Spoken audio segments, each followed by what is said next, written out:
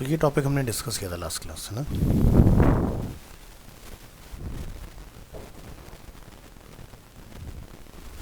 Okay, आज इसके आगे कंटिन्यू करेंगे।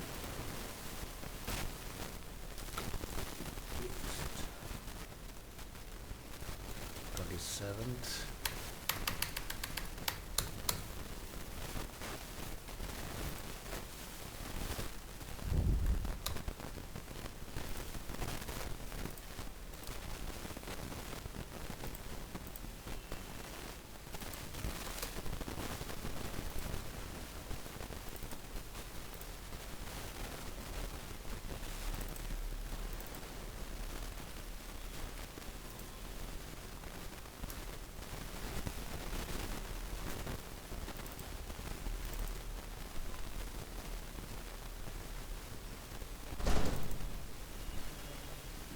क्या नाम है? अनीश।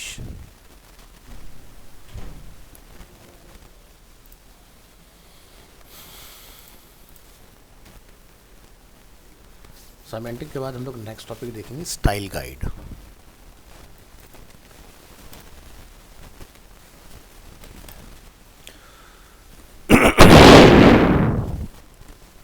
सो जनरली क्या होता है कि जब हम लोग पहली बार जब HTML सीख रहे होते हैं, जैसे काफ़ी हो सकता है इस बैच में कुछ ऐसे स्टूडेंट्स हो जिनको स्कूल वगैरह में सिखाया गया हो, है ना। तो क्या होता है कि वहाँ पर टीचर हमें कभी भी ये नहीं बताते कि किस तरह से लिखना है। वो कहते हैं अपर केस लोअर केस दोनों में आउटपुट आ जाता है, जैसे मर्जी चला सकते हैं आप लोग। सो इस स्टाइल गाइड में हम लोग वही चीज़ समझने वाले हैं कि राइट मैनर क्या है कोड को लिखने का, ठीक है। So consistent clean and tidy HTML code makes it easier for others to read and understand your code. So here are some guidelines and tips for creating good HTML code. So first, always declare document type, है ना। अभी क्या है कि जैसे आप लोग offline सीख रहे हैं सब, अभी हमारा कोई भी डेटा ऑनलाइन है नहीं, आप डॉक टाइप लिखें या ना लिखें आपका आउटपुट आ जाएगा। बट क्या होगा कि जब हमारा प्रोजेक्ट ऑनलाइन आएगा ना तो प्रॉब्लम से स्टार्ट होगी। सो इसलिए हमें अपनी प्रैक्टिस जो है वो इस तरह से मेंटेन रखनी है कि हम हमेशा जब भी बिगनिंग करें अपने HTML पेज का उसमें डॉक टाइप डिक्लेरेशन ज़रूर से लगाएं, ठीक है। नहीं लगाएंगे तो ब्राउज़र कंफ्यूज होगा कि आपका कंटेंट रेंडर किस में करना है, 4 या 5। बट अगर ये मेंशन होगा तो वो ओवरराइड करके उसको 5 में ही रेंडर करेगा चीज़ों को। So always declare the document type as the first line in your document. The correct document type for HTML is doc type HTML. So ये नॉन कंटेनिंग टैग है, जस्ट डिक्लेरेशन आपने top में डालना है, इसका कोई भी क्लोज नहीं होगा, बट बिगनिंग हमेशा इसी के साथ होगी, ठीक है। सो ये स्टेटमेंट लगाने से आप पहला स्टेप अपना एरर फ्री कर देते हैं। सो क्या होता है ना कि दो तरह के कैंडिडेट होते हैं, जो एक सिर्फ आउटपुट में बिलीव करते हैं, आउटपुट सही आने से मतलब है ना। एक होता है कि आउटपुट के साथ साथ एथिकल और अनएथिकल के ऊपर भी ध्यान देते हैं। सो आपको ये ध्यान रखना है कि गूगल आपके कोड को भी चेक करता है कि भाई क्या आपने सही प्रैक्टिस को फॉलो किया है कि नहीं किया है। अगर सही नहीं होगा तो आपका क्वालिटी स्कोर गिरा दिया जाएगा, और क्वालिटी स्कोर डाउन होने का मतलब ये होता है कि फिर आपकी जो रैंक होनी चाहिए, ऐड पोजीशन जो होनी चाहिए, वो आपको नहीं मिलेगी। So very very very careful आप जब भी बिगिनिंग करें। So doc type is mandatory. Next, use lower case elements name. Elements यानी कि जैसे बॉडी टैग हो गया, हेडिंग टैग हो गया, तो जैसे आप कैपिटल H1 लिख दोगे तो भी आउटपुट सेम ही आएगा। So HTML allows mixing upper case and lower case letters in elements name. So however we recommend using lower case element names because mixing upper case and lower case names looks bad. Developers normally use lower case name. Lower case looks cleaner. Lower case is easier to write. क्योंकि आपको बार बार shift दबा के पहला letter आपको जैसे लिखना हो, वो सब करने की ज़रूरत नहीं है। सो गुड प्रैक्टिस क्या है कि आप बॉडी को इस तरह से डिफाइन करें। बैड प्रैक्टिस क्या है कि भाई आप ऐसे लिखते हो, आउटपुट दोनों सेम ही आ रहा है, बट ये करेक्ट मैनर है काम करने का। इसी तरह से क्लोज ऑल HTML एलिमेंट, अगर उसका क्लोजिंग टैग अवेलेबल है उस केस में। So in HTML you do not have to close all elements, for example the P element.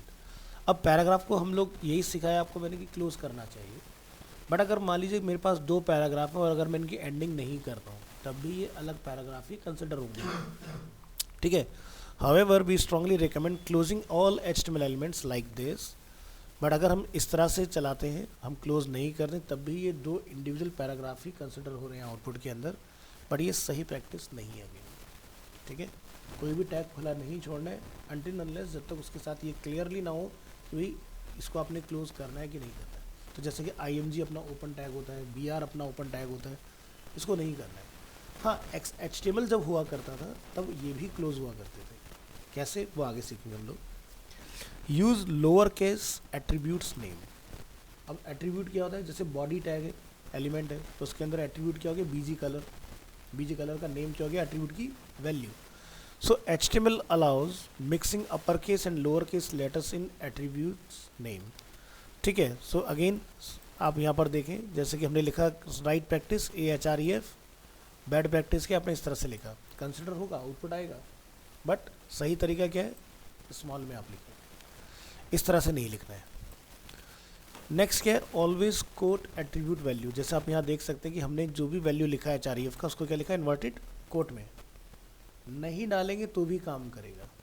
ठीक है, so HTML allow attributes value without quotes, however we recommend quoting attribute values because developers normally quote attribute value. Quote values are easier to read. You must use quote if the value contains space. ठीक है, सो जैसे कि इसमें कोई भी space नहीं है, चल जाएगा। अगर आपके पास कोई ऐसी प्रॉपर्टी है जो स्पेस के साथ लिखनी है आपको, तो वो काम नहीं करेगी। सो एग्जांपल हम यहाँ देखते हैं कि हमने लिखा है टेबल। ठीक है, इस तरह से, ये राइट प्रैक्टिस है। बैड प्रैक्टिस की आपने इस तरह से लिखा, आउटपुट आएगा आपका। बट क्या होगा कि अगर आपके पास दो प्रॉपर्टी एक साथ लगानी है, जैसे हमने बोला टेबल क्लास और टेबल की स्ट्रिप क्लास, तो क्या होगा, स्ट्रिप क्लास लगाने पर आपका ये बिल्कुल ही गलत है, वेरी बैड एग्जांपल। तो ध्यान रखना है कि आपका अगर single word one word value है तो आप चला सकते हो, बट रिकमेंडेड नहीं है। ठीक है, डबल कोट नहीं होना चाहिए। और अगर आपके पास दो वैल्यू है तो इस केस में दोनों में से कोई भी वैल्यू रेंडर ही नहीं होगी, यहाँ पर डबल कोट मैंडेटरी हो जाता है उसके। नेक्स्ट क्या है, always specify ALT width and height for images. So ALT हम लोग किसके लिए यूज़ करते हैं, ऑल्टरनेट टेक्स्ट। इसके अलग अलग बेनिफिट्स हैं, जैसे कि अगर आपका इमेज का URL गलत हो गया तो ALT उस जगह पर डिस्प्ले हो जाएगा। दूसरा बेनिफिट क्या होता है, स्क्रीन रीडर जो होते हैं वो ALT को रीड कर सकते हैं। ठीक है, तीसरा बेनिफिट क्या होता है कि भाई मान लीजिए आपका नेट स्लो है, इमेज नहीं आ पाया, तो भी ALT वहाँ पर डिस्प्ले हो जाएगा। फोर्थ, SEO के पॉइंट ऑफ व्यू से ALT इम्पोर्टेंट है। तो 4 बेनिफिट है, इसलिए ज़रूर लगाना चाहिए। अगर आप ALT नहीं लिखोगे तो SEO में टेक्निकल एरर क्रिएट होता है कि भाई आपके इमेज में ALT इज़ मिसिंग। ठीक है, कितने नंबर ऑफ टैग में मिसिंग होगा, तो जब जिसका SEO वाला पार्ट होगा वो वहाँ पर जाकर सीखेगा उस चीज़ को। So always specify the ALT attributes for images. This attribute is important if the image is for some reason can not be displayed. Also, always define the width and height of images. This reduces flickering because the browser can reserve space for the image before loading. अब मान लें कि आपके पास कोई image है, आपने इस तरह से डाल दिया, आउटपुट आ गया, हम हैप्पी हैं भाई, आउटपुट आने से मतलब है, बट आपने ये 3 चीज़ें यहाँ से मिसिंग कर दी इसके अंदर। तो क्या होगा, जब प्रोजेक्ट लाइव आएगा, एक तो ये इमेज भले से सेल फोन का, लेकिन ये कोड के लिए SEO के पॉइंट ऑफ व्यू से एनोनिमस है, मुझे नहीं पता क्या इमेज है। ठीक है, स्क्रीन रीडर इस इमेज को रीड ही नहीं कर पाएगा, और अगर नेट स्लो हुआ तो आपका क्या होगा, इमेज लोड होगा नहीं, उसकी जगह पर कंटेंट आ रहा होगा, लेकिन जैसे इमेज लोड होगी थोड़ी बहुत देर के बाद में तो झटके से कंटेंट नीचे हो जाएगा आपका। तो ये फ्लिकरिंग वगैरह ना हो इस तरह का, तो इसलिए आपको ये सारी वैल्यूज़ डिफाइन करनी चाहिए। तो जैसे कि हम लोगों ने इमेज के सेक्शन में सीखा था कि विड्थ एंड हाइट आप HTML एट्रीब्यूट में भी लिख सकते हो, और विड्थ और हाइट आप स्टाइल एट्रीब्यूट से भी लिख सकते हो। ठीक है, CSS जो होता है लाइन। नेक्स्ट हम लोग बात करेंगे spaces and equal sign. HTML allows spaces around equal sign, but space less is easier to read and groups entities better together. So जैसे good practice, link, space, relevancy equal to style sheet, href equal to style.css. Bad practice क्या है कि आपने इसके आगे पीछे, फिर आपने यहाँ पर इसके आगे पीछे स्पेस लगा दिया, सो ये गलत है, ऐसा नहीं करना है हमने, ठीक है। फिर क्या है, अवॉइड लॉन्ग कोड लाइंस, यानी कि बहुत लंबी लंबी कोड की लाइंस नहीं होनी चाहिए। जैसे कि when using an HTML editor it is not convenient to scroll right and left to read the HTML code, try to avoid too long code lines, यानी कि बहुत लंबी नहीं होनी चाहिए लाइंस। जब डिज़ाइन कर रहे हैं, at the time of publishing की बात नहीं कर रहे हैं, क्योंकि ब्राउज़र यही कहता है कि जब आपका पूरा पेज बन के रेडी हो जाए तो उसको एक ही लाइन में ओवरफ्लो कराओ। जैसे एग्जांपल के तौर पर आप अगर गूगल को विज़िट करते हैं, कोड में आते हैं, तो आप यहाँ नीचे नोटिस करेंगे कितना बड़ा हमारे पास स्क्रॉल बार अवेलेबल है, दिखाई दे रहा है ना, एक ही लाइन में कोड चल रहा है ना, और नीचे होगा बाकी का, ये देखिए काफ़ी लंबा कोड है इस तरह से। बट यहाँ पर क्या है, at the time of designing की हम लोग बात कर रहे हैं कि भाई आपका ने बहुत लंबा कोड इस तरह से लिख दिया, अब आपको एडिट करना पड़ा, तो ऐसे हॉरिजॉन्टल स्क्रॉल करते रहो, कोई फ़ायदा नहीं इस चीज़ का। तो बेटर इज़ कि इसको स्ट्रक्चर करके आप लिखिए। नेक्स्ट क्या आता है, blank line and indentation. Do not add blank lines, spaces और indentation without a reason. For readability add blank lines to separate large or logical code blocks. For readability, add 2 spaces of indentation. Do not use the tab key. So जैसे कि आप यहाँ देखेंगे, अगर heading है, so heading main part हो गया, तो उसका डिस्क्रिप्शन हमारा पास इस तरह से आ गया। फिर आप दूसरा डिस्क्रिप्शन यहाँ डिफाइन करेंगे, थर्ड डिस्क्रिप्शन आप इस तरह से डिफाइन, तो इनमें स्पेस होनी चाहिए कि ये एक सेट ऑफ इन्फॉर्मेशन है, ये एक सेट ऑफ इन्फॉर्मेशन है, ये एक सेट ऑफ इन्फॉर्मेशन है उस केस में, ठीक है। गलत क्या होगा कि आपने सब कुछ ऐसे मिला के लिख दिया, तो रीडेबिलिटी किल होगी ना इसके अंदर, तो ऐसे नहीं।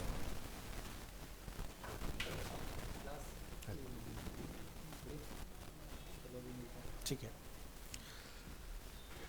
नेक्स्ट गुड टेबल एग्जांपल, कि हमारे पास मेन टेबल है, टेबल के अंदर हमारे पास टीआर ने कंटेन किया हुआ है टीएच, इसी तरह से फिर हमारे पास नेक्स्ट टीआर जिसने टीडी को कंटेन किया हुआ है, द नेक्स्ट टीआर जिसने नेक्स्ट टीडी को कंटेन किया हुआ है, राइट।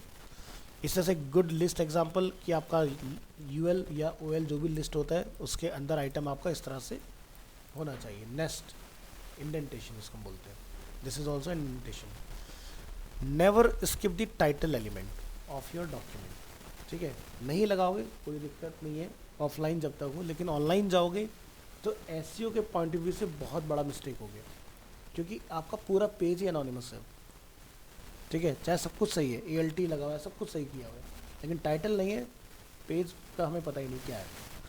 सो क्या है, the title element is required in HTML, the contents of a page titles is very important for search engine optimization, SEO। The page title is used by search engine algorithm to decide the order when listing pages in search result। यानी कि जब भी आप Google में कुछ search करते हो तो आपका कुछ रिजल्ट्स आते हैं वहाँ पर, जिसको बोलते हैं SERP, means search engine results page. अब SERP जितने भी आपको मिलेंगे उसके ऊपर टाइटल होगा, उसके नीचे कुछ डिस्क्रिप्शन होगा। जैसे एग्जांपल के तौर पर अगर हम लोग यहाँ जाके लिख देते हैं भाई अरीना एनिमेशन, तो पहले कुछ स्पॉन्सर ऐड होंगे, फिर उसके बाद कुछ ऑर्गेनिक होंगे। तो देखो पहले ये 2 स्पॉन्सर आ गए, अब यहाँ पर देखो अरीना एनिमेशन के बेसिस पर क्या हुआ, टाइटल आया हमारा, आ रहा है ना, ठीक है, ये तो ऐड हो गए, ये हुआ हमारा ऑर्गेनिक रिजल्ट इसके अंदर। सो इस पॉइंट पर ये बहुत इंपॉर्टेंट हो जाता है, अगर आपने नहीं डाला होगा पता ही नहीं चलेगा, ठीक है। तो सबसे पहले आपका कीवर्ड लिफ्ट होता है टाइटल से, फिर आपका URL, फिर आपका description, this is the hierarchy of page structure. तो यहाँ पर आपने ये ध्यान रखना है कि इसको बंद करते हैं, तो ये पता चल गया SEO का पॉइंट से कितना इंपॉर्टेंट है। तो टाइटल एलिमेंट में क्या करना है, define a title in the browser toolbar, provides a title for the page when it is added to favourite, displays a title for the page in search engine result. अब देखो कहाँ कहाँ पर ये काम करा है, तो जो भी आपका पेज का टाइटल होगा ऊपर लिखा आएगा, जब आप पेज को बुकमार्क करने जाओगे तब भी आपका ये यहाँ पर सेव होगा, और SEO के पॉइंट से तो काम आपका कर ही रहा है ना। So try to make the title as accurate and meaningful as possible। तो जैसे आप टाइटल टैग में यहाँ पर जो भी टाइटल रखना चाहते हैं वो डिफाइन करिए। कंडीशन क्या है, 60 कैरेक्टर्स इंक्लूडिंग वाइट स्पेस। 60 का 61 कर दिया आपने, अगेन गूगल की जो रूल्स रेगुलेशन है उसको आपने वायलेट कर दिया। वायलेशन नहीं करना। अगर आपने बड़ा लिख दिया कोई फ़ायदा नहीं उसका। तो अगर आप बड़ा लिख रहे हो तो उस केस में फिर आप इतने फेमस हो जाओ कि आपको गूगल पर सर्च होने की ज़रूरत ही ना हो, लाइक अ फ्लिपकार्ट या अमेज़ॉन।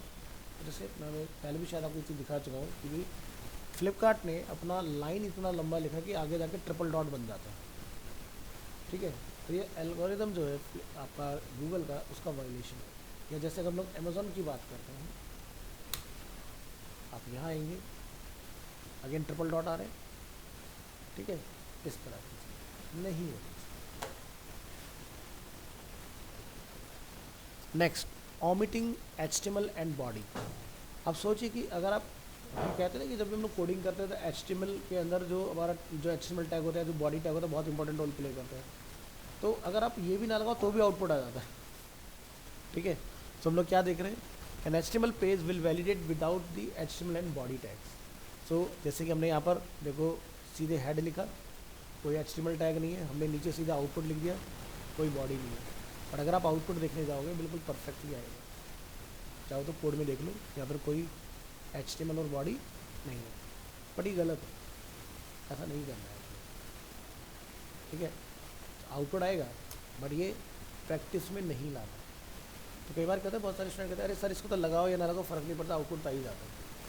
ये सारी चीज़ें बाद में चेक होती हैं गूगल में, ठीक है। क्योंकि HTML के लिए कोई एरर ऐसा बना नहीं स्पेसिफिक कि भाई आपका कुछ एरर आ जाएगा, क्योंकि भाई कोई प्रोग्रामिंग लैंग्वेज नहीं है, ये पब्लिशिंग लैंग्वेज है। तो इसका काम है पब्लिश करना ही करना है जो भी आप लिखोगे।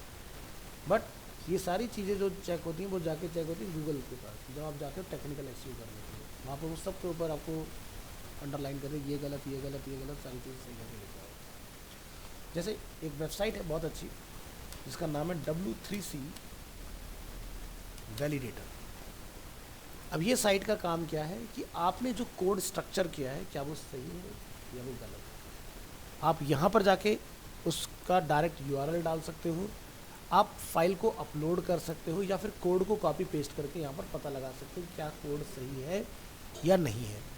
एग्जाम्पल के तौर पर मैं यहाँ जाके बोल देता हूँ अमेज़ॉन, और मैं बोलता हूँ अमेज़ॉन को चेक करो और देखो इसमें कितनी गलतियाँ हैं।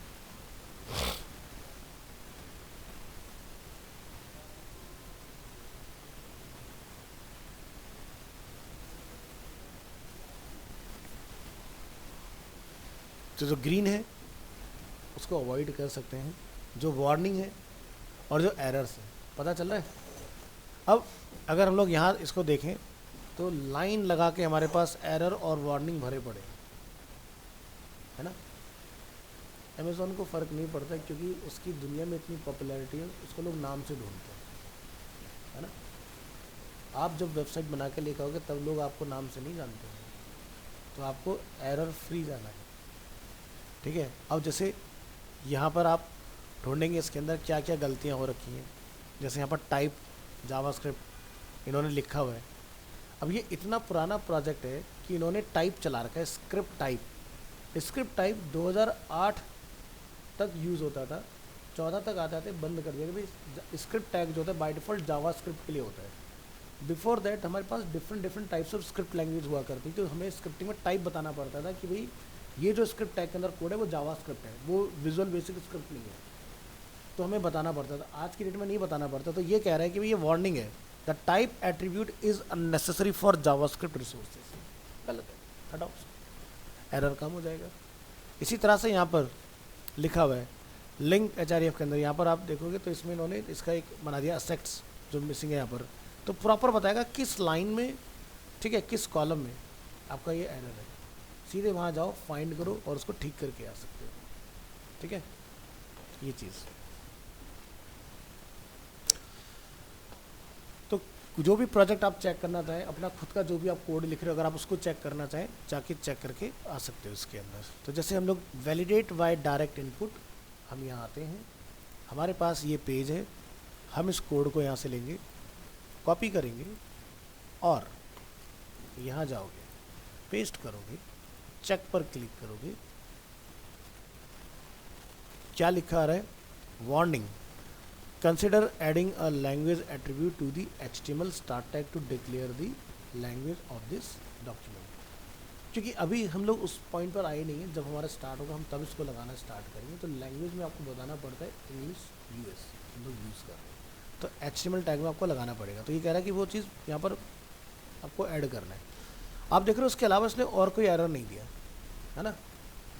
तो जैसे कि आपने यहाँ स्टेटमेंट देखा, क्या लिखा हुआ है, an HTML page will validate without the HTML and body tag. Validate हो गया हमारा, कहता चलेगा, कोई दिक्कत नहीं। बट सही स्ट्रक्चर क्या है कि आप हेड बॉडी HTML सबको डिफाइन करो। ऐसे आप बिना हेड के अगर टाइटल टैग इस्तेमाल करोगे तो टाइटल भी वर्क करता है। नीचे आ जाओ, अगर हम लोग हेड को गायब कर दें, हमने लिखा HTML बॉडी बट हेड गायब कर दिया, तो आप यहाँ जाइए, कॉपी कीजिए इस कोड को और ट्राई कीजिए इस जगह पर और क्लिक कीजिए चेक।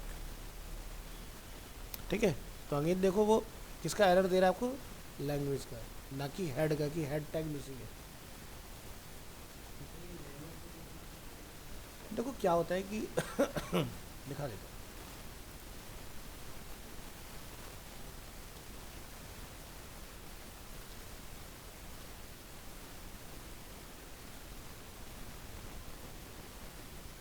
ये कह रहा है HTML जो टैग होता है वहाँ पर आपको ये लिखना है, ठीक है, ताकि ब्राउज़र को क्लियरली पता चले कि आपने जो लैंग्वेज वहाँ पर यूज़ किया, जिसमें आपने मैटर एक्सप्लेन करे, वो किस लैंग्वेज में है, हिंदी है, इंग्लिश है, क्या है। वो क्लियरिटी अगर मिलती है तो ज़्यादा अच्छा रहता है। अब इसके दो फ़ायदे, एक तो कोड आपका और आपका जो कंटेंट आप लिख रहे हैं वो लैंग्वेज मुझे क्लियर हो गया। बहुत सारे लोग क्या करते हैं, अपने कंप्यूटर में गूगल ट्रांसलेटर का इस्तेमाल करते हैं। अब गूगल ट्रांसलेट जब आप डाल देते हो एज ए एक्सटेंशन या टूल बार आप इंस्टॉल कर लेते हो, तो क्या होता है, वो ऑटोमेटिकली किसी भी पेज को ट्रांसलेट कर देता है। भाई जैसे मान लो तुम हिंदी में बहुत ज़्यादा कंफर्टेबल हो, तुमने हिंदी करके कंटेंट को समझ लिया, अगर ये नहीं होगा तो पेज विल ट्रांसलेट ऑटोमेटिक, और अगर ये लगा होगा तो ऑटोमेटिक ट्रांसलेट नहीं होगा, फोर्सफुली करना पड़ेगा। समझ गए, चाहे आपकी प्रेफरेंस हिंदी ही क्यों ना हो, लेकिन आपको जाके ज़बरदस्ती बोलना पड़ेगा, नहीं मेरे को हिंदी में ही देखना है, तब होगा, ऑटोमेटिक नहीं होगा। ये भी इसका एक दूसरा बिगर एडवांटेज बन जाता है। तो समझ में आया कि हेड को भी हम लोग अगर हटा दें तो भी हमारा पेज जो होता है वो वैलिडेट हो जाता है। दूसरा, browser will add all element before body to a default head element. तो देखो टाइटल क्या है, पेज टाइटल। अगर मैं इसको विजिट करने जाता हूँ, यहाँ पर देखो पेज टाइटल रेंडर हो गया, लेकिन मैं हेड तो इस्तेमाल ही नहीं किया, आ रहा है ना, ये स्टेटमेंट यहाँ लिखा हुआ है। So however we recommended using head tag. Next आता है क्लोज एम्प्टी HTML एलिमेंट। तो क्या होता है कि भाई पुराने टाइम में जितने भी हमारे टैग्स होते थे वो इस तरह से एंड में लाके बंद कर दिए जाते थे, कि भाई अगर मान लो BR टैग है, सेल्फ क्लोज, इसको बोलते हैं सेल्फ क्लोजिंग, क्योंकि इनका कोई क्लोज करने का टैग नहीं आता। So this is called self closing. तो ये भी अलाउड है, और मॉडर्न HTML5 में ये तरीका अलाउड है। अगर आप इसको चला दोगे HTML5 में, ऐसे कोई दिक्कत वाली बात नहीं है, एक्सेप्टेबल है, काम करेगा। So in HTML it is optional to close empty elements, totally up to you. So if you expect XML or XHTML software to access your page, keep the closing slash because it is required in XML or XHTML. So जब HTML का version introduce हुआ था 1999 में 4.0.1, तो उसी के just बाद में आपका इंट्रोड्यूस हुआ XHTML। तो XHTML को HTML4 के बाद क्यों लाया गया, क्योंकि HTML4 आने के बाद बहुत सारी प्रॉब्लम्स स्टार्ट हुई। कुछ चीज़ें, कुछ एलिमेंट्स ऐसे थे जो किसी ब्राउज़र पे बढ़िया चलते थे, किसी में नहीं चलते थे। सो एक XHTML कोड लिखा गया, W3C स्टैंडर्ड ने उसको लिखवाया, और उन्होंने बोला कि इसको इम्प्लीमेंट कराओ, जिससे जो भी आप बना रहे हो वो कंटेंट सभी जगह पर इवनली रेंडर हो। ये ना कि किसी आई में कुछ और आ रहा है, इंटरनेट एक्सप्लोरर में कुछ और है, क्रोम में कुछ और है, उसमें कुछ और है, ऐसा नहीं होना चाहिए। तो XHTML में अगर BR टैग भी है तो BR आप लिखोगे और उसके बाद में स्लैश, इमेज टैग है स्लैश, जो भी आपके नॉन कंटेनिंग टैग हैं सब बंद होते हैं। ठीक है, अब नहीं करना पड़ता। नेक्स्ट आया ऐड द लैंग्वेज एट्रीब्यूट, जिसका हमें एरर आ रहा था बार बार। You should always include the lang attribute, मतलब language attribute inside the HTML tag to declare the language of the web page. This is main to assist search engines and browsers कि आपका page किस language में। सबने क्या लिखा है यहाँ पर? इंग्लिश। अब इंग्लिश यूके की अलग होती है, यूएस की अलग होती है। अगर आप यूके का करें तो EN-UK, यूएस का तो EN-US। ठीक है, आपको बताना पड़ेगा। अब अगर हम इस पेज को ले जाके यहाँ पर अगर वैलिडेट करें, इसके अंदर वैलिडेटर में क्लिक ऑन चेक, क्या लिखा आता है? Document checking completed, no error और warning to show. This is the correct structure, ये चाहिए। अब देखो सब खत्म हो गया ना, तो तुम्हारा जो पेज है वो ऐसा ही आना चाहिए, ग्रीन एकदम, कोई एरर नहीं। गूगल उसको ऐसे हंसी खुशी एक्सेप्ट कर देगा, लाओ लाओ लाओ, ये कंटेंट सही है, साफ सुथरा है ना। आगे चलते हैं, मेटा डेटा। तो यहाँ पर आपने नोटिस किया कुछ मेटा अवेलेबल है, तो इसके बारे में बात करते हैं। To ensure proper interpretation and correct search engine indexing, both the language and the character encoding meta character set UTF-8 should be defined as early as possible in an HTML document। तो आपने यहाँ notice किया होगा UTF-8 available है, यहाँ भी UTF-8 available है। Even जब आप नोटपैड में अपना कोई कोड सेव करने जाते हो वहाँ पर भी UTF-8 एनकोडिंग अवेलेबल होता है। तो ये UTF-8 है क्या? देखो UTF-8 क्या है, बेसिकली सबसे ज़्यादा करेक्टर्स जो कैरी करता है अपने अंदर वो आपका UTF-8 ही है। हर एक लैंग्वेज एनकोडिंग के अंदर अलग अलग कैरेक्टर को कैरी करने की कैपेसिटी होती है। ठीक है, तो इसके ऊपर एक डेडिकेटेड हमने टॉपिक बनाया हुआ है जहाँ पर जाके आप बहुत ज़्यादा डिटेल में इसको समझोगे। ठीक है, तब हम लोग इसके बारे में बात करें, बट अभी आप मान के चलो कि ये 56,000 प्लस कैरेक्टर को रेंडर कर सकते हैं। जैसे आज के पास देखते हो, जब आपके पास कोई मेल आता है मेल बॉक्स में, तो टाइटल के अंदर इमोजीज भी होते हैं, ये इसी से भी पॉसिबल है। ठीक है, तो कीबोर्ड पर आप देखते हो कि जितने भी हमारे पास बटन्स हैं जो टाइप करने के लिए यूज़ होते हैं, उसके अलावा भी बहुत सारी चीज़ें हैं जो कीबोर्ड पर नहीं होती लेकिन काम करती हैं। यही है आपका कैरेक्टर एनकोडिंग, कि आपका जो कीबोर्ड है वो किसी भी लैंग्वेज में काम कर सकता है। पहले से इंग्लिश यूएस आपका कीबोर्ड है, कोई दिक्कत नहीं। अगर आप चाइनीज़ का अगर कॉन्फ़िगरेशन कर दोगे तो चाइनीज़ टाइप नहीं कर सकता था, कीबोर्ड कर देगा। हिंदी की टाइपिंग नहीं करते हम लोग, हिंदी के लिए डेडिकेटेड कीवर्ड अलग लेके आते हैं, वो बात अलग है, उनकी कन्वीनियंस के लिए बना दी गई। लेकिन बहुत सारी जगह पर देखते हो वो लोग स्टिकर लगा लेते हैं, क्योंकि हिंदी में किस पे क्या आता है पता रहेगा, है ना। नेक्स्ट क्या है, सेटिंग दी व्यू पोर्ट। ये व्यू पोर्ट आप यहाँ नोटिस करेंगे हमने यहाँ पर यूज़ किया हुआ है। ठीक है, तो इसका काम क्या होता है व्यू पोर्ट का, ये रेस्पॉन्सिवनेस के लिए यूज़ किया जाता है। अगर नहीं होगा तो आपको पता है, इसका आउटपुट आप देख चुके हो कि आपका कंटेंट जूम आउट हो जाता है, और लगा होगा तो कंटेंट आपका जूम इन होकर प्रॉपर तरीके से विजिबल होगा। So the view port is the user visible area of a web page. It varies with the device, it will be smaller on a mobile phone, on a computer screen. So you should include the following meta element in all your web pages. Meta name viewport, content equal to आपका आएगा width, और width equal to आपका होगा device जो भी आप use कर रहे हैं, tablet, mobile, laptop, desktop, TV, projector. और स्केलिंग जो रहेगा वो हमेशा क्या रहेगा 1.0, मतलब 100%। तो तीनों का ज़रा मतलब समझिए यहाँ पर। This gives the browser instruction on how to control the page's dimension and scaling. So width equal to device width part sets the width of the page to follow the screen width of the device which will vary depending on the device. And initial scale 1.0 part set the initial zoom level when the page is first loaded by the browser. So अगर आप लिख देते हैं 2.0 तो आपका content 200% zoom हो जाएगा। ठीक है, यानी कि डबल साइज में आ जाएगा। तो tip, if you are browsing your page with mobile phone और tablet, you have to set meta viewport. Desktop के लिए नीड नहीं होती है, मोबाइल और टैबलेट के लिए इसकी रिक्वायरमेंट आती है। तो जैसे कि अगर हम लोग अभी यहाँ पर इस पेज को ऐसे देखें, ये जूम आउट हो गया, हमने अभी इसको जूम करके रखा हुआ मोबाइल फ़ोन के हिसाब से। लेकिन अगर आप चाहते हो ये सही से वर्क करे तो उसके लिए हमें क्या करना पड़ेगा, इस URL को कॉपी, नोटपैड में आएंगे, यहाँ से करेंगे Ctrl+O फॉर ओपन। सो मैंने आपको सिखाने के लिए यहाँ पर ऑलरेडी इसको क्या करके रखा हुआ है, कमेंट, इसको अनकमेंट कर देते हैं यहाँ से। Ctrl+S, रिलोड करिए अपने पेज को। अब मोबाइल मोड एक्टिवेट कीजिए। क्या आपका कंटेंट पहले की तरह है, चेंज हो गया ना। सो ये है आपका बेनिफिट ऑफ व्यू पोर्ट कि मोबाइल हो, टैबलेट हो, लैपटॉप हो, डेस्कटॉप हो, जो भी स्क्रीन हो, मेरा कंटेंट बढ़िया से रीडेबल होना चाहिए। अगर व्यू पोर्ट नहीं होगा तो आपका पेज का रीडिंग एक्सपीरियंस ख़राब हो जाएगा, जो कि आप ऑलरेडी देख चुके हो। सोचिए कि कोई टैबलेट विजिटर आपकी साइट पर आता है और उसको कुछ इस तरह का एक्सपीरियंस करने के लिए मिलता है।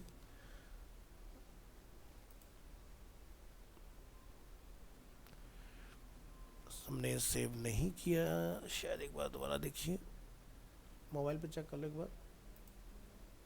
यहाँ से मोबाइल फ़ोन, आईफोन, देख रहे हैं, जो टैबलेट की स्क्रीन बड़ी होती है तो वहाँ पर इतना ज़्यादा इम्पैक्ट नहीं आएगा। मोबाइल की स्क्रीन छोटी तो वहाँ पर आप देखो कंटेंट कितना ज़्यादा जूम आउट हो गया हमारा ऑटोमेटिक। और जैसे आप इसको इनेबल कर देते हैं आपकी प्रॉब्लम सॉल्व हो जाती है। दोबारा चेक करेंगे, रीलोड, और ये देखिए अब आपका कंटेंट स्केल डाउन नहीं होगा। तो मेक श्योर करेंगे कि ये आपके पेज में अवेलेबल हो। तो टेक्निकल एसईओ जो हम लोग करते हैं, सो वहाँ पर सबसे पहला स्टेप यही होता है कि पेज के कोड में जाओ और चेक करो व्यू पोर्ट है या नहीं है। 2020 में पेंडेमिक ने, गूगल ने बहुत क्लियर स्टेटमेंट दिया कि जिस वेबसाइट का कंटेंट रिस्पॉन्सिव नहीं होगा उसकी मेरे पास कोई जगह नहीं है, वेबसाइट बनाने का तुम्हें कोई फ़ायदा ही नहीं है, क्योंकि गूगल आपके कंटेंट को आगे जाने ही नहीं देगा सर्च के अंदर जब तक आपकी वेबसाइट रिस्पॉन्सिव नहीं होगी। ठीक है,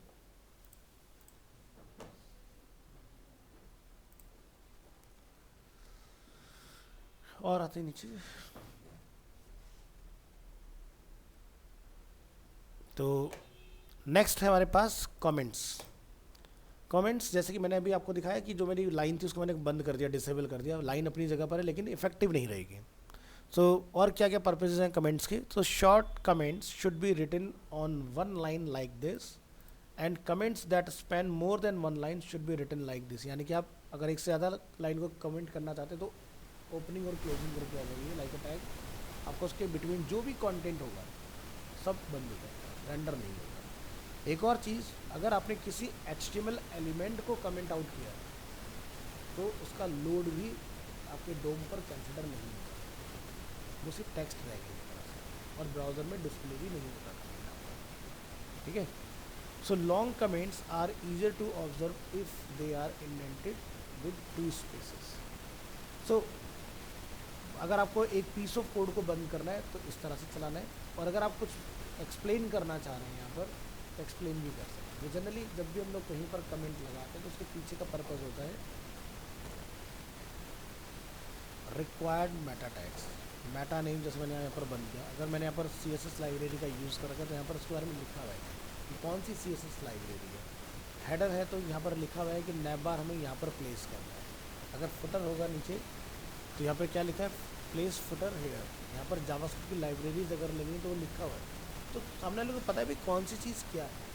तो कमेंट का काम सिर्फ डिसेबल करना नहीं होता, कमेंट का काम है जो चीज़ें आप कर रहे हैं उसको एक्सप्लेन भी करें। ठीक है, ताकि इन फ्यूचर अगर आपके यहाँ पर कोई और देखे या कुछ लंबे समय के बाद वही प्रोजेक्ट आपको ठीक करना पड़े तो आपको याद आ जाए, देखिए मैंने कौन सी चीज़ किस लिए डिफाइन की। तो ये एक गुड प्रैक्टिस माना जाता है कि चीज़ों को कमेंट करके ज़रूर से लिखिए कि किसका क्या काम हो रहा है। आगे बढ़ते हैं। Using style sheets, use simple syntax for linking to style sheets, the type attribute is not necessary. यही कर रखा था मैंने स्क्रिप्ट टाइप। तो यहाँ पर स्टाइल में भी पहले टाइप आया करता था जिसको बंद कर दिया गया बाद में। तो हम लोग यहाँ पर देखेंगे लिंक रेलेवेंसी क्या, स्टाइल शीट href style.css। अगर 2008 या 12 का टाइम होता तो हम लोग एक चीज़ और लिखते हैं यहाँ पर, नहीं तो वो काम ही नहीं करती। टाइप इक्वल टू आपको टेक्स्टलेस CSS बताना पड़ता है, वो सब करने की ज़रूरत नहीं है। इसलिए हमने क्या बोला है पर the type attribute is not necessary. फिर क्या है, short CSS rules can be written compress like this. तो जैसे कि अगर आपको लगता है कि मुझे 2-3 प्रॉपर्टी लिखनी है तो आप ऐसे लिखो, जैसे कि पैराग्राफ जिसको हम लोग एक इंट्रो क्लास दे रहे हैं तो आप लिखेंगे फॉन्ट फैमिली, फिर आगे आप लिखेंगे फॉन्ट साइज। ये नहीं कि आपने करली ब्रेसेस पर enter font family then enter font size then enter curly braces close. इससे क्या होगा, कोड की लेंथ बढ़ेगी। ठीक है, ऐसा काम नहीं करना, तो आप उसको वन लाइन में लिख सकते हो। Long CSS rules should be written over multiple lines like this. ठीक है, शॉर्ट CSS आपको इस तरह से लिखना है। बट जब आपका प्रोजेक्ट कंप्लीट हो जाता है उसके बाद सब कुछ एक ही लाइन में जाता है, बस सीखेंगे आगे जाके जब CSS का टॉपिक पढ़ेंगे। तो चलिए समझते हैं। Placing the opening bracket on the same line as the selector. Selector क्या है? बॉडी। आप इसके बाद में स्पेस एक लगा सकते हो, एक्सेप्टेबल है, नहीं लगाओगे तो भी कोई ऐसी दिक्कत वाली बात नहीं है। सो क्या लिखा? Use one space before the opening bracket, यानी कि यहाँ पर एक स्पेस लगाइए। Use two spaces for indentation, यानी कि यहाँ पर स्पेस की बात होगी। Use semicolon after each property value pair, यानी कि जो भी प्रॉपर्टी वैल्यू खत्म होगी उसके बाद में सेमी कॉलन मैंडेटरी है। फ़र्ज़ कीजिए कि आप बैकग्राउंड कलर के बाद सेमी कॉलन लगाना भूल गए, तो कलर तो आएगा, उसके बाद की जो भी प्रॉपर्टी होगी वो नहीं चलेगी, समझ गए? क्योंकि स्टेटमेंट खुला रहेगा। Only use quotes around values if the values contain spaces. तो यहाँ पर जैसे अभी क्या है, एरियल है, तो यहाँ पर हमें कोट की ज़रूरत नहीं है। अगर यहाँ पर होता टाइम्स न्यू रोमन, तो यानी कि वैल्यू में स्पेस आ गया, तो आपको times new roman double quote में डालना पड़ेगा, तब इफेक्टिव होगा। चल वैसे भी जाएगा, बट वो एरर है। देन क्या? Place the closing bracket on a new line without leading space, यानी कि यहाँ से अगर बॉडी स्टार्ट हो उसके इमीडिएट नीचे क्लोज होना चाहिए। This is the correct structure. बात करते हैं लोडिंग जावास्क्रिप्ट इन HTML। तो मैंने जो यहाँ पर अगेन बोला हुआ type attribute is not necessary, जो अमेजन ने गलती की हुई है। तो आपको डायरेक्ट लिखना है स्क्रिप्ट टैग सोर्स के आपकी जावास्क्रिप्ट फाइल का, और स्क्रिप्ट टैग बंद हो जाएगा, ठीक है। नेक्स्ट क्या है? Accessing HTML elements with JavaScript. So using untidy HTML code can result in JavaScript error. So these two JavaScript statement will produce different result. तो जैसे कि हमने लिखा यहाँ पर gate element by ID demo, but यहाँ पर डेमो का D बड़ा है और यहाँ पर D छोटा है। भले से साउंड दोनों डेमो ही कर रहे हैं, बट दोनों का काम अलग हो गया, क्योंकि एक आपका टाइटल केस में लिखा हुआ है और दूसरा आपका लोअर केस में लिखा हुआ है, तो ये दो डिफरेंट डेमो हैं। सो अगर मैं यहाँ पर जाके देखेंगे, कंट्रोल U प्रेस करेंगे, तो हमने क्या लिखा? दोनों को एक अलग अलग ID ऑफर किया। This is a paragraph 1, this is a paragraph 2। तो ऊपर वाले में क्या लिखा रहा? This is a paragraph 1। यहाँ पर क्या है? Content goes air 2। क्यों हुआ ऐसा? हमने यहाँ लिखा document dot gate element by ID demo, यानी कि मैंने इसको टारगेट किया इन आर HTML। यहाँ पर स्टेटमेंट को अपडेट कर दो, यानी कंटेंट गोज एयर 2। तो जब ब्राउज़र में डेटा आएगा तो दिस इज़ ए पैराग्राफ 2 ना आके ये डेटा आएगा, जबकि दोनों डेमो ही है, लेकिन सिर्फ लेटर चेंज होने से आपने अपर केस लोअर जो इनिशियल चेंज किया उसकी वजह से डिफरेंट रिजल्ट आ रहा है।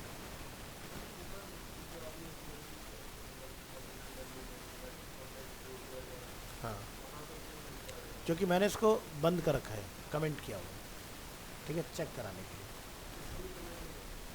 ये जावास्क्रिप्ट का है, प्रोग्रामिंग में कमेंट ऐसे चलता है, ठीक है।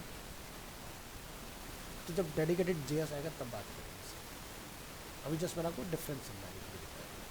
फिर क्या आता है? Use lower case file names, यानी कि जब भी आप कोई फाइल बनाएंगे HTML के अंदर तो वो लोअर केस में ही शुरू होगी, ठीक है। सो सम वेब ब्राउज़र या some web servers Apache Unix are case sensitive about file name. या मतलब bpcl.jpg can not be access by bpcl. है ना। Other web server like Microsoft IIS internet जो उसको हम लोग बोलते हैं आपका, so are not case sensitive. तो यानी कि आपका BPCL इस तरह से हो या ऐसे हो, ये दोनों ही केस में काम कर रहे हैं। तो माइक्रोसॉफ्ट के अंदर अपर केस लोअर केस का चक्कर नहीं होता, ठीक है। लेकिन सबसे ज़्यादा जो यूज़ होता है वो अपाचे और यूनिक्स सर्वर का यूज़ होता है। तो यहाँ पर आपको ध्यान रखना है कि लोअर केस मतलब लोअर केस, ये नहीं कि आप मिक्सिंग करें, बना रहे हो कुछ और लिख रहे हो कुछ और, तो रिजल्ट नहीं आएगा। If you use a mix of uppercase and lowercase, you have to be aware of this. If you move from a case sensitive to case insensitive to case sensitive server, even small error will break your web। क्योंकि भाई आप एक ऐसे server के साथ deal कर रहे थे जिसमें केस सेंसिटिव का प्रॉब्लम नहीं होता, आप अपर case lower case free hand लिख रहे हो। अब कल को आपका क्लाइंट ये कहता है भाई अब हम लोग इस सर्वर पर कंटिन्यू नहीं करेंगे, हम नया सर्वर खरीदेंगे। अब नया सर्वर जो वो माइक्रोसॉफ्ट है IIS तो है नहीं, वो हो गया अपाचे। अपाचे इसको बिल्कुल भी टॉलरेट नहीं करेगा, यानी कि आपका आउटपुट ही नहीं आएगा, तो क्या करेक्ट करके नहीं आएगा। So to avoid this problem always use lower case file. तो मेरे जितने भी एग्जाम्पल आप यहाँ देखते हो उन सभी के अंदर आपको ऊपर जैसे हमने कहीं यूज़ किया होगा। चलो यहाँ दिखा देते हैं। क्या देखते हो, सब स्मॉल में लिखे होते हैं ना, उसके पीछे का रीज़न यही कि स्मॉल ही बेस्ट प्रैक्टिस माना जाए। नेक्स्ट फाइल एक्सटेंशन की बात करेंगे। HTML file should have .html extension और .html इज ऑल्सो अलाउड। सो जब HTML स्टार्ट हुआ था स्टार्टिंग में, ठीक है, सो अर्ली स्टेज में 4 से पहले जब तक HTML 4 नहीं आया था तो हम .html ही लिखा करते थे, ठीक है। फिर लेटर ऑन इसको अपग्रेड कर दिया गया और बाद में .html आपका यूज़ में आने लगा। बट आज की डेट में अगर आप HTML या HTML बनाते हो कोई डिफरेंस नहीं है, ना कोई SEO में दिक्कत आएगी, कोई प्रॉब्लम नहीं। बट मॉडर्न प्रैक्टिस में .html यूज़ किया जाता है, ना कि .html। चलाओगे कोई दिक्कत वाली बात नहीं। Next CSS file should have a .css extension and JavaScript file should have a .js extension. यानी कि देखो, जब आप कोई भी फाइल नोटपैड में सेव करते हो तो वेब पेज बनाने के लिए .html, एक्सटर्नल CSS लिखोगे तो .css file type, external JavaScript लिखोगे तो .js का नाम लेना है, तभी वो फाइल बनेगी, अदरवाइज टेक्स्ट डॉक्यूमेंट बन जाएगा नोटपैड के अंदर। बात करेंगे डिफरेंस बिटवीन HTML, यहाँ पर गलत हो गया, HTML एंड HTML होना चाहिए। So there is no difference between .html and HTML file extension, both will be treated as HTML by any web browser और वेब सर्वर। कोई डिफरेंस नहीं, ठीक है, दोनों का काम सेम ही होता है। बात करते हैं डिफ़ॉल्ट फाइल नेम की, ठीक है। So when a URL does not specify a file name at the end, like जैसे कि ये हमने एक एग्जांपल लिया, ठीक है, the server just add a default file name such as index.html, index.htm, default.html या default.html। सो आज की डेट में जब भी आप किसी साइट को विजिट करते हो, जैसे हम यहाँ लिखते हैं फ्लिपकार्ट, तो मैं फ्लिपकार्ट का कौन सा पेज विजिट कर रहा हूँ ये तो आगे लिखा ही नहीं आता ना, क्या आता है, नहीं आ रहा ना। अब अगर मैं यहाँ से फैशन पर जाता हूँ, अब आप नोटिस करेंगे इसके आगे लिखा है, URL आ रहा है लिखा हुआ, लैंडिंग पेज पर नहीं आता। अमेज़न ट्राई करके देखो, नॉर्मल। मैं अपने प्रोजेक्ट की बात कर लेता हूँ, नॉर्मल कुछ नहीं आ रहा ना इसका आगे लिखा हुआ।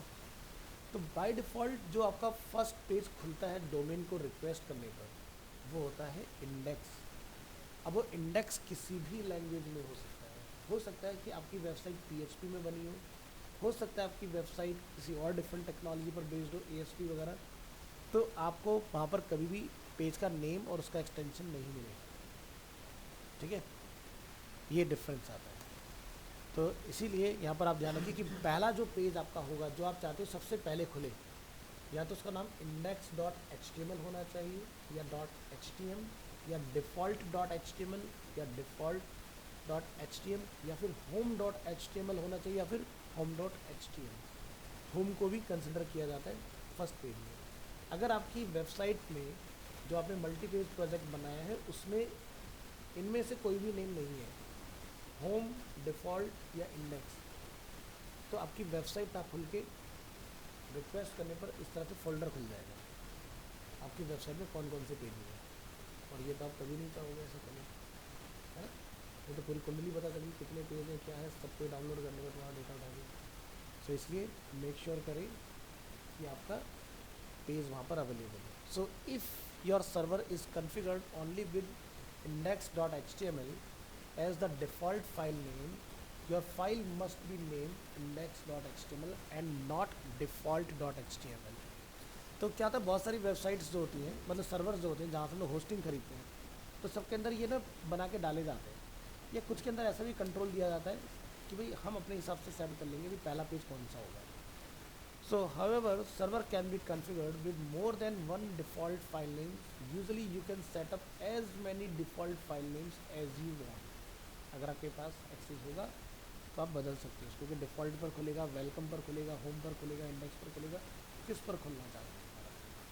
बट बेस्ट प्रैक्टिस जो यूनिवर्सल है, यानी कि कोई भी लैंग्वेज हो आगे डॉट के बाद में, पेज का नेम इंडेक्स ही होना चाहिए। अब इंडेक्स ही क्यों होना चाहिए? क्योंकि इसका मैं आपको पहले भी शायद एग्जांपल दे चुका हूँ, दोबारा रिपीट कर देते हैं। जब भी आप कोई बुक पढ़ते हो तो टेबल ऑफ कंटेंट या टेबल ऑफ इंडेक्स ही होता है। इंडेक्स क्यों दिया जाता है? क्योंकि आप उस बुक के अंदर क्या क्या विजिट करने वाले हो वो उसमें टॉपिक्स, आपका चैप्टर का नेम वहाँ पर अवेलेबल होगा। इसी तरह से किसी भी वेबसाइट का जो लैंडिंग पेज होता है या होम पेज होता है, उस पूरी वेबसाइट में आप क्या एक्सपीरियंस करेंगे वो लैंडिंग पेज पर ही आपको झलक मिल जाती है। और वहीं पर क्या होता है, रीड मोर, लर्न मोर, तो आप डेडिकेटेड उस पेज पर जाते हैं। तो जब भी कोई लैंडिंग पेज का टास्क मिले बनाने के लिए, तो ये क्वेश्चन ज़रूर करो कि वेबसाइट किस चीज़ के रिगार्डिंग है और क्या क्या पेजेस आप उसके अंदर चाहते हो। उसी के हिसाब से होम पेज बनेगा, नहीं तो तुम होम पेज कभी नहीं बना पाओगे, क्योंकि आपको पता ही नहीं करना क्या है उसके अंदर, है ना। तो ये चीज़ की नॉलेज आपको होनी चाहिए कि होम पेज पर जाता क्या है एक्चुअली। तो अब हमें समझ में आएगा ना, बुक के एग्जाम्पल थे, कोई बुक के चैप्टर होंगे, टॉपिक्स होंगे, तो वही तो आपका टेबल ऑफ कंटेंट होगा। क्योंकि इसमें नंबर कितने चैप्टर है, किस पेज नंबर पे कौन सा चैप्टर मिलने वाला है आपको। तो इसी तरह से वेबसाइट का होम पेज भी कुछ वही चीज़ है। तो एग्जांपल के तौर पर जैसे मैं अपने पेज का एग्जांपल ले लेता हूँ। अब ये हमारा पेज है। तो अगर बंदा यहाँ से अपनी जर्नी स्टार्ट करना चाह रहा है या डायरेक्ट हमसे संपर्क करना चाह रहे हैं, तो यहाँ पर ट्रिगर अवेलेबल है। नीचे आते हैं, थोड़ा बहुत उसने पढ़ा, भाई वो वास्तु से रिलेटेड कुछ जानना चाह रहा है या कमर्शियल वास्तु, तो यहाँ पर ट्रिगर्स अवेलेबल है।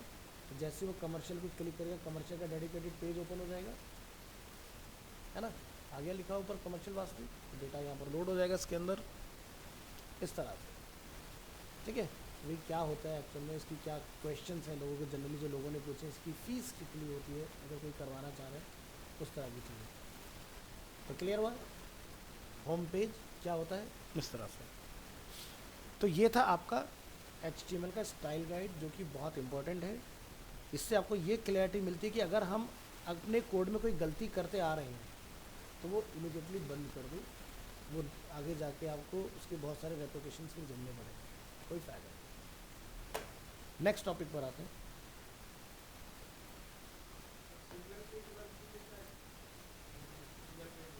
सिंगल पेज बनते हैं उसको, देखो जनरली एक पेज की जो वेबसाइट होती है ना, मतलब किस पॉइंट से पूछ रहे हो, इंटरव्यू के पॉइंट से पूछ रहे हो या फिर मतलब किस पॉइंट से?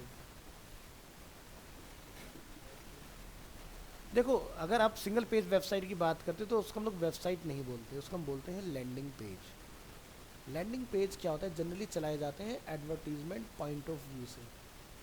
अब मान लो कि आपने एक ऐड बनाया और उस ऐड के बाद में यूज़र एक वेबसाइट पर लैंड हुआ, ठीक है, xyz.com। अब क्या हो रहा है कि वहाँ पर आपने और भी पेजेस के लिंक्स रखे हुए हैं। मेरा पर्पस था कि पर्सन जब उसको विज़िट करे उसके बाद एक लीड जनरेट हो, बट वो तो किसी दूसरे पेज पर निकल गए, तो क्या होगा, लीड तो जनरेट ही नहीं हुई ना, यानी कि आपका क्लिक कराने का पैसा भी वेस्ट गया, विजिटर आया और कहीं और चला गया। बट लैंडिंग पेज डिज़ाइन किए जाते हैं मार्केटिंग के पॉइंट से कि यूज़र पेज में लिंक पर अगर क्लिक करे तो उसी पेज में ही स्टक रहेगा, कहीं और नहीं जा पाएगा। एग्जाम्पल,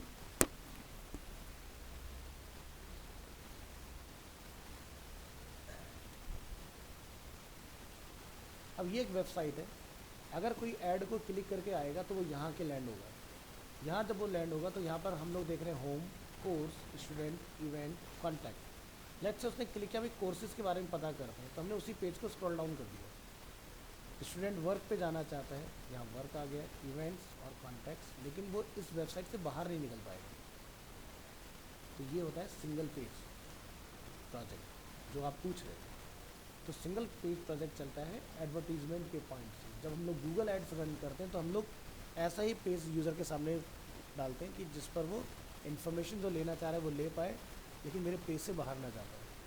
अब मैंने एक, हाँ ठीक है, अब आप एक विजिटर को ऐसा पेज दे देते हो कि भाई वेबसाइट ओपन हुआ, वो यहाँ से एंटर कर रहा है कैंपस के अंदर, उसके बाद यहाँ पर उसको ढेर सारे क्लिक्स मिल रहे हैं इधर उधर, फिर वो कोर्सेज में चला गया, कोर्सेज में गया तो फिर उसको फिर ढेर सारे कोर्सेज दिखाई दे रहे हैं, फिर वो किसी कोर्स को क्लिक करता है, फिर उसके अंदर और कोर्सेज निकल के आ रहे हैं, फिर उसके अंदर वो जाता है, फिर और कुछ निकल के आ रहा है उसके अंदर। तो मेरा तो विजिटर लॉस्ट हो गया ना, वो तो आगे चलता जा रहा है। जिस पर्पज़ से मैंने बनाया था वो पर्पज़ मेरा सॉल्व भी नहीं हो रहा। अब क्या हो कि मैं इसी को ऐसे दिखाऊं कि एक पर्सन है जो कोर्स करना चाह रहा है which is animation VFX fine. मैंने इस पर्टिकुलर पेज का ऐड चलाया, समझ गए।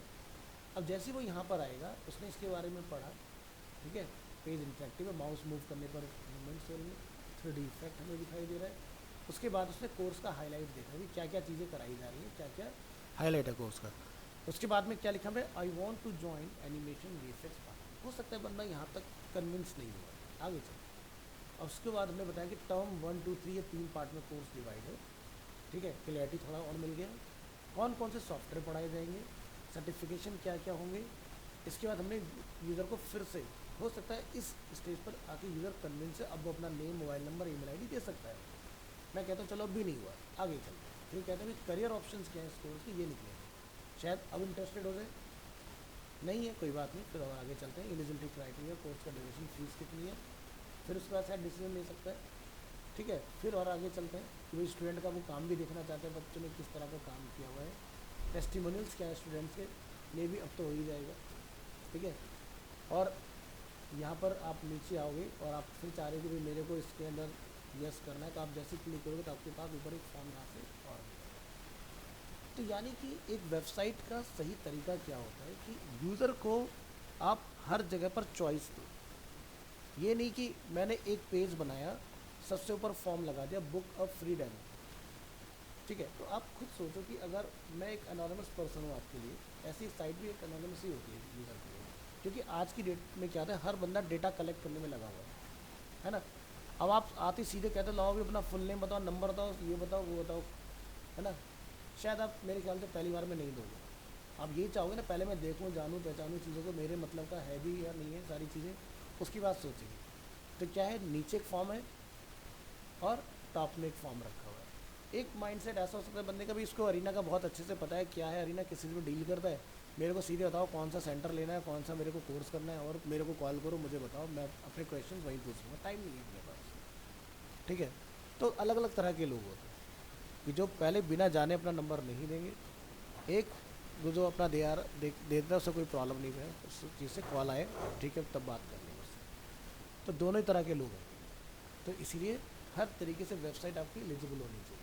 अब इस वेबसाइट में एक प्रॉब्लम क्या है, अगर मैं प्रॉब्लम के ऊपर आता हूँ तो देखो, कॉल का बटन तो हमेशा यहाँ पर अवेलेबल है ना। बट पहली बार में अप्रोच करने में मैं अगर एक रेशियो की बात करूँ तो 10% लोग ही कॉल नाउ पर क्लिक करते हैं, ठीक है। वो कॉल नाउ पर क्लिक करेंगे ही नहीं, चाहे नंबर उनके पास भले से आ जाए, ठीक है। तो 90% लोग नहीं जाने वाले कॉल नाउ के ऊपर। आप कॉल नाउ में कहाँ जाते हो क्लिक करने जैसे एग्जांपल ऐसा समझो कि आप किसी ब्रांड का प्रोडक्ट इस्तेमाल कर रहे हो, है ना। प्रोडक्ट में फेलियर आ गया तो सबसे पहले आपका टास्क होता है टोल फ्री नंबर ढूंढना उसका, कि भाई कस्टमर केयर का नंबर निकालो और उनको अप्रोच करो कि कहाँ आना है, किधर जाना है, सारी चीज़ें। क्योंकि होता क्या है, जब हम लोग कोई प्रोडक्ट लेते हैं तो प्रोडक्ट के अंदर एक कैटलॉग होती है, उसके अंदर सारे सर्विस सेंटर की डिटेल होती है, कौन रखे संभाल के, है ना। फिर हम लोग लगते हैं ऑनलाइन ढूंढने, जबकि करने क्या चाहिए, जिस भी आप एरिया से बिलोंग करते हो, जैसे आप यूपी से या दिल्ली से, अपने एरिया की आप एक गूगल ड्राइव पर से फ़ोटो खींच रहे हो, कितना टाइम लग रहा है, जब भी चाहिए होगा 2 मिनट में आप फाइंड आउट कर पाओगे। आज की डेट में गूगल ड्राइव इतना फास्ट है कि आपका कंप्यूटर उतना तेज़ डेटा नहीं दे पाएगा जितना तेज़ी से आपको गूगल निकाल के दे देगा डेटा आपके एक फोल्डर के अंदर से, ठीक है। उसका मैं चाहूँगा तो मैं लाइव एग्जांपल भी आपको दिखा दूँगा। तो क्या है यहाँ पर कि ये जो फॉर्म है जो कि इससे ऊपर आया, यूज़र अगर स्टेज पर कंफर्टेबल नहीं तो या तो एक हैंगिंग फॉर्म यहाँ होना चाहिए जो स्क्रीन पर लॉक रहे, पेज को स्क्रॉल करते हो लेकिन एक फॉर्म का डेडिकेटेड स्पेस। अभी जैसे मैं यहाँ पर कन्विंस हूँ, मैंने सीधे अपना लीड डाल दिया इसको, मुझे ऐसा करने ऊपर नीचे आने की जरूरत नहीं। ध्यान रखना कि मैं ये एक एग्जांपल दे रहा हूँ कि 70% लोग पेज के कभी नीचे तक जाते ही नहीं, वो छोड़ दे जब तक उसकी बहुत ज़्यादा नीड ना हो, वो ऊपर ही ऊपर देखता है चला। अब इसका एक कॉमन सा एग्जांपल समझा, आप गूगल में सर्च करते हो, आप ऊपर की तो लिंक क्लिक करते हो, क्या नीचे जाते हो कभी? क्योंकि आपको ये पता है भी मेरा ये कीवर्ड था, ये मैंने क्लिक यहाँ पर सर्च किया, ये आउटपुट आया, उन्हीं में से आप 5-10 लिंक पर क्लिक करते हो, ठीक है। बहुत ज़्यादा मेहनत कब करते हो, जैसे कोई सॉफ्टवेयर आपको चाहिए तब आप लगोगे सर्च करने में, या कोई मूवी आपको डाउनलोड करनी है चाहिए, तब आप थोड़ी सी रिसर्च ज़्यादा कर लोगे, अदरवाइज कोई रिसर्च कोई नहीं करना, 4 to 5 क्लिक्स काम करो। इसलिए गूगल कहता है कि अगर आप टॉप 10 में नहीं आते हो तो आप कहीं नहीं, क्योंकि अगर आप 20 में भी आते होगे ना, लोग तुम्हें नहीं ढूंढेंगे। कभी जाते हो 20 नंबर तक क्लिक करने, बहुत रेयर। हम पहले के 5 या 10 में ही क्लिक कर रहे हैं।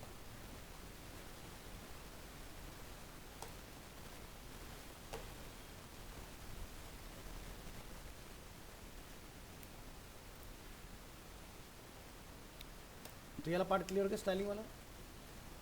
कोई डाउट इसमें? डूज एंड डोंट सारे पता चल गए, क्या करना है क्या नहीं करना है।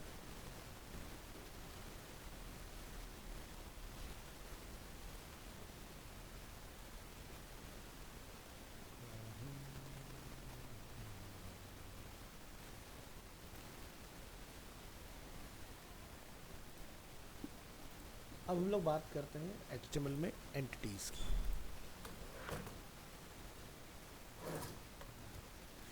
एंटिटीज क्या है? जब आप कोड करते हो तो आप बहुत सारे सिंबल्स लगा रहे होते हो, लेस देन, ग्रेटर देन या स्लैश। क्या वो कभी प्रिंट होते हैं आउटपुट में?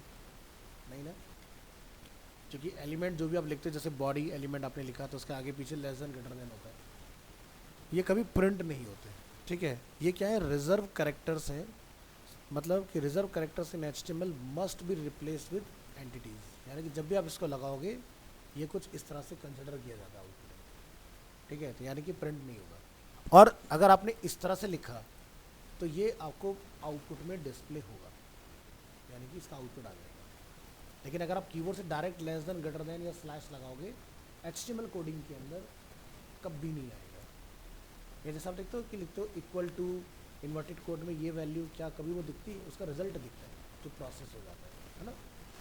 सो समझते हैं तरह इसको, HTML कैरेक्टर एंटिटीज, यानी कि some characters are reserved in HTML if you use the less than और greater than sign in your HTML text, the browser might mix them with tag.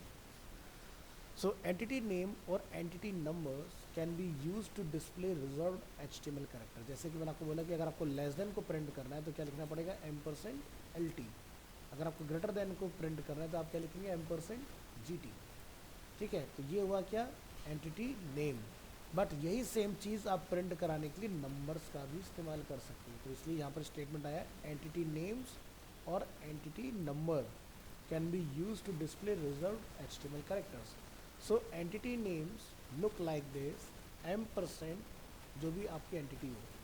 इसी तरह से entity name look like this, यानी कि आप लिखते हैं number के केस में %# और नंबर।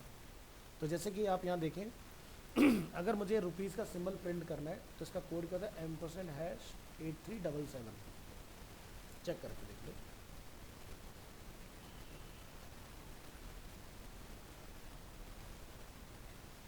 दिखाई दे रहा है कुछ? तो नंबर से जब भी किसी एंटिटी को आप प्रिंट करेंगे तो आपको क्या लिखना है? %#, तब आपका काम करेगा। और अगर आपको एंटिटी का नेम लिखना है डायरेक्टली तो आप %, के बाद में हैश का यूज़ नहीं करेंगे, डायरेक्ट आप उसका नेम बताएंगे कि मुझे क्या एंटिटी को प्रिंट कराना है। तो चलिए, to display a less than sign we must write %LT और we can also use number %60, काम हो जाएगा। So entity names are easier to remember than entity numbers। तो numbers याद करना हमेशा से ही कॉम्प्लिकेटेड रहा है। ठीक है, एक टाइम होता था जब मोबाइल फ़ोन नहीं हुआ करते थे, लोगों को अपने रिलेटिव्स के सबके नंबर याद हुआ करते थे। मोबाइल फ़ोन आया, उसने हमें हैंडीकैप बनाया कि अरे याद क्यों करना, मेरे अंदर सेव करो। आज की डेट में 2-3 नंबर का नंबर याद ना हो। फ्रिक्वेंटली जिसके साथ आप कनेक्टेड होते हो उसका नंबर आपको पता होगा, उसके अलावा आपको नंबर नहीं पता होगा। और सोचो कभी फ़ोन क्रैश हो जाए, कुछ इमरजेंसी हो जाए, आपको फ़ोन डेड हो गया, आपको कॉल करना पड़े, तो क्या मिलाओगे? तो इसलिए कुछ सेलेक्टेड नंबर्स हमेशा याद होने चाहिए। सो चलिए बात करते हैं नॉन ब्रेकिंग स्पेस की। तो नॉन ब्रेकिंग स्पेस क्या होता है कि हम चाहते हैं कि हमें एडिशनल स्पेस रेंडर करना है, तो आपको यहाँ पर यूज़ करना था %NBSP। तो a commonly use HTML entity is the non breaking space. A non-breaking space is a space that will not break into a new line. So two words separated by a non-breaking space will stick together, not break into a new line. एक minute दीजिए. So this is handy when breaking the words might be disruptive. तो चलिए हम लोग जैसे example यहाँ देखेंगे. Mister Smith, यहाँ से हमने यूरो, यहाँ से हमने येन, इनका सिंबल बेसिकली यहाँ पर प्रोड्यूस किया हुआ है. Another common use of the non-breaking space is to prevent browsers from truncating spaces in HTML pages. If you write 10 spaces in your text, the browser will remove 9 of them to add real space to your text. You can use the NBSP character entity. अब जैसे example के आप बहुत सारे space bar दबा दो, काम ही नहीं करेगा, सिंगल स्पेस ही चलता है. ठीक है. तो एक से ज़्यादा स्पेस के लिए आपको NBSP की रिक्वायरमेंट आती है. तो जैसे हम लोग यहाँ देखेंगे रिजल्ट, तो यहाँ पर स्पेस बना, नॉन ब्रेकिंग स्पेस, NBSP लिखना होगा. अगर आपको स्पेस एडिशनल चाहिए तो इसका कोड क्या होता है, नंबर के फॉर्म में 160. इसी तरह से लेस देन का सिंबल आप बनाना चाहते हैं LT, इसका कोड बनेगा 60 न्यूमेरिक फॉर्म में. ग्रेटर देन 62, M% एंड का सिंबल बनाना है तो 38 या फिर एम्प लिखेंगे आप. इस पर ध्यान मत दो, आप इस पर ध्यान दो क्योंकि रेयर यूज़ में आने वाली चीज़ है. तो कोटेशन बनाना है तो कोट लिखिए, सिंगल कोट चाहिए आपको अपोस्ट्रोफी लिखिए, आपको सेंट का सिंबल बनाना है तो सेंट लिखिए, पाउंड के लिए पाउंड, येन, यूरो, कॉपीराइट के लिए कॉपी, रजिस्टर के लिए REG होगा, ये गलत है, इसको सही करके आते हैं.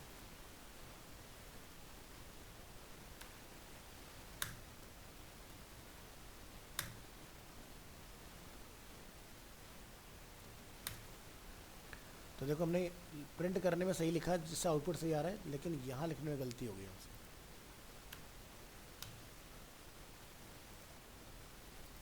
ठीक है, ये अपना रजिस्टर का मार्क बनाएगा इस तरह से. सो एंटिटी नेम जितने भी हैं ये सब क्या है, केस सेंसिटिव. अगर आपने किसी में भी letter upper case lower case mix कर लिया ये काम नहीं करेगा. बात करते हैं combining diacritical marks. A diacritical marks is a glyph added to a letter. So some diacritical marks like grave, acute are called accents. So diacritical marks can be used in combination with alphanumeric characters to produce a character that is not present in the character set encoding used in the page. So here are some examples. So आपने देखा होगा अपने mobile के keyboard से जब आप type कर रहे होते हो, आप ए को लॉन्ग प्रेस करो तो उसमें आपको डायक्रिटिकल दिखाई देते हैं. नोटिस किया कभी?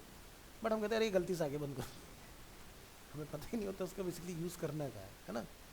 तो देखो जैसे कि अगर आपको चाहिए कि ए के ऊपर कुछ इस तरह से आ जाए तो इसका कोड कुछ ये है यहाँ पर. ठीक है, अगर आप चाहते हो ए के ऊपर कुछ इस तरह से बने सिंबल तो आपको यहाँ पर 769 कोड का यूज़ करना है, या कैरेट का सिंबल अगर आपको इसके ऊपर लगाना है, या टिल्ट का सिंबल आपको उसके ऊपर लगाना है. तो हर एक चीज़ का यहाँ पर दिया हुआ है पर्पस कि किस तरह से आप उसको प्रोड्यूस कर सकते हो. अब मान लो कि भी मुझे तो ये कोड याद नहीं है तो मैं क्या करूँ, तो आप सभी की विंडो में एक ऑप्शन दिया होता है कैरेक्टर मैप. कैरेक्टर मैप क्या कहता है, जो कीवर्ड के ऊपर है वो तो है ही, उसके अलावा अगर आपको कुछ चाहिए तो आप यहाँ से ले सकते हो. तो देखो आ गए ना सारे. तो करना चाहो याद करो, नहीं तो कोई टेंशन वाली बात नहीं, यहाँ से कॉपी वहाँ पे काम हो जाएगी, है ना. इतना दिमाग क्यों लगा लो, वैसे कोडिंग इतना कॉम्प्लिकेटेड ओवरलोड लेके क्या करना है.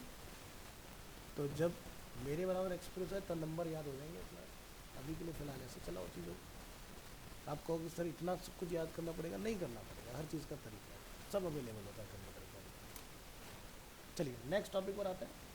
वैसे हमारे लास्ट 5 मिनट्स बचे तो हम लोग नेक्स्ट क्लास में कंटिन्यू करेंगे. ठीक है, आज के लिए इतना ही रखें. सो आपको अब वो जितने भी हमारे UTF वगैरह होते हैं या ANSSI जो हमारे होते हैं अमेरिकन जो स्टैंडर्ड्स हैं, आपको सारे यूनिकोड पता चल जाएंगे कौन कौन से होते हैं और क्यों हम लोग UTF 8 का ही यूज़ करते हैं. नेक्स्ट क्लास में इसका आंसर आपको मिल जाएगा.